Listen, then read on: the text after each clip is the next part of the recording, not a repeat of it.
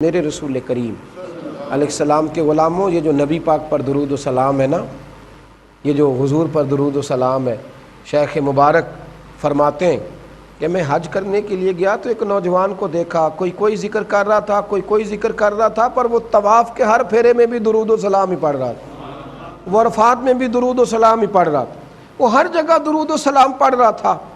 میں نے اسے کہا کہ بیٹے تو کوئی اور وظیفہ کیوں نہیں پڑھتا؟ تو کہنے لگا میرا تجربہ کہتا ہے کہ سارے اذکار ہی اچھے ہیں پر درود و سلام کی کیا ہی بات ہے۔ میرا تجربہ کہتا ہے، تجربہ میں نے آزمایا ہوا ہے، آزمائی بات ہے۔ کہا وہ کس طرح؟ تو کہنے لگا میرے حج کے سفر میں میرے والد کا انتقال ہو گیا تھا، اچانک ان کا چہرہ بھی سیاہ ہو گیا، تو لوگ نا گھن کرنے لگے کہ خدا جانے کیا معاملہ ہے کہ انتقال کے بعد چہرہ سیاہ ہو گیا۔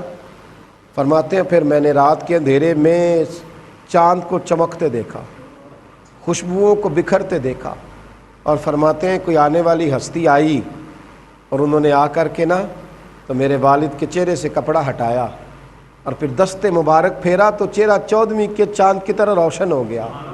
فرماتے ہیں وہ کریم جانے لگے تو میں قدموں سے لپٹ گیا، میں نے کہا محبوب بتائیں تو صحیح یہ ماجرا کیا ہے؟ تو محبوب فرمانے لگے میں وہی رسول ہوں جس پر تیرے والد درود و سلام پڑھتے رہے، تو میں آج آیا ہوں، اس نے ہمیشہ درود شریف پڑھا ہے۔ تو لوگ کہیں یہ نہ سمجھیں کہ یہ گناہگار تھا، چہرہ سیاہ ہو گیا، تو میں اس کی پردہ پوشی کرنے آیا ہوں۔